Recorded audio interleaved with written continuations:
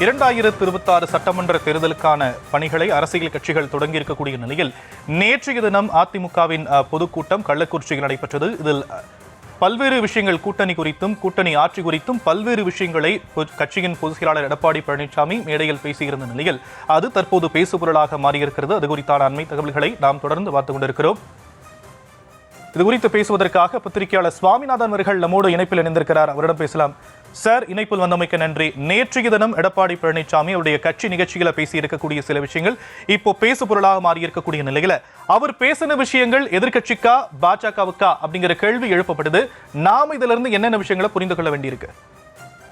நிச்சயமாக இது திமுக கூட்டணி கட்சிகளுக்கு அவர் சொல்லியிருக்கக்கூடிய மெசேஜ் தான், ரொம்ப குறிப்பா திமுகவுக்கு. ஏன்னா கிட்டத்தட்ட ஒரு 4 ஆண்டுகளா எதிர்கட்சியாக இருக்கக்கூடிய அண்ணா திராவிட முன்னேற்ற கழகம் மேல எப்பொழுதெல்லாம் பாஜகவோடு அவர்கள் கூட்டணியில் இருந்த போதும், பாஜக விட்டு நாடாளுமன்ற தேர்தலில் விலகி நின்ற போதும் அவர்கள் மீது வைக்கப்பட்ட விமர்சனமும், இப்ப அவங்களோட மீண்டும் அணி சேர்ந்த பிறகும் வைக்கப்படக்கூடிய ஒரு விமர்சனம், அண்ணா திராவிட முன்னேற்ற கழகத்தை பாஜக கபலீகரம் செஞ்சிரும், தமிழ்நாட்டில் புறவாசல் வழியாக அதிமுகவை பயன்படுத்தி வரப்பாக்குறாங்க அப்படிங்கிற குற்றச்சாட்டு தான் தொடர்ந்து திமுகவும் திமுகவோட கூட்டணி கட்சிகளும் அதிமுக மேல ஒரு விமர்சனமா வைத்துட்டு இருக்காங்க. இப்ப அதிமுகவுக்கு திமுக மேல வைக்கிறதுக்கு ஏராளமான விமர்சனங்கள் இருக்கு. ஏன்னா அவங்க ஆளுங்கட்சியா இருக்காங்க, சட்டம் ஒழுங்கு பிரச்சனை தொடங்கி பல விஷயங்கள் பேச முடியும். இப்ப எதிர்கட்சி வரிசையில் இருக்கக்கூடிய அதிமுகவை அவர்கள் பாஜகவோடு நெருக்கமாக இருக்கிறாங்க அப்படிங்கக்கூடிய ஒரே குற்றச்சாட்டை தான் தொடர்ந்து திமுக தேர்தல் களத்துல பயன்படுத்திட்டு வராங்க.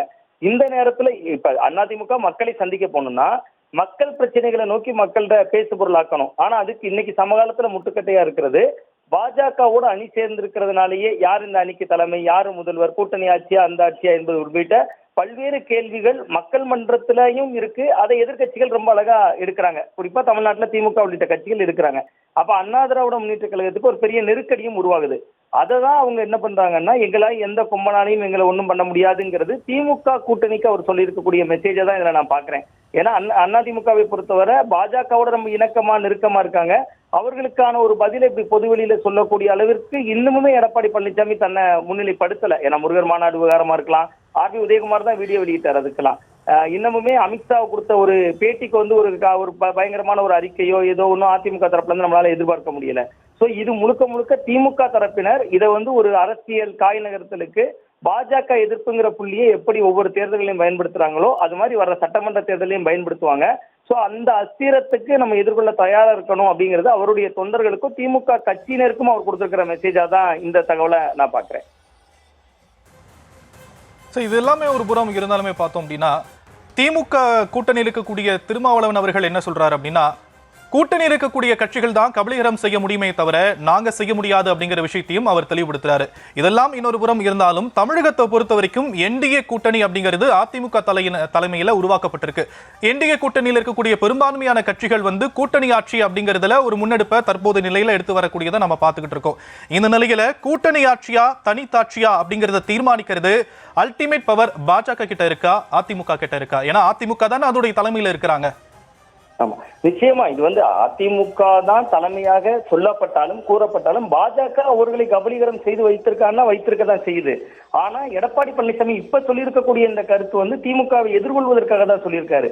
ஆனா அண்ணா திராவிட முன்னேற்ற கழகம் பெரும்பான்மையான தொகுதிகளில் முதல்ல போட்டியிடணும். இன்னொன்று, இதெல்லாம் இன்னுமே நம்ம கூட்டணி ஆட்சியா இல்லையா என்பது தேர்தல் முடிவுக்கு வரணும்.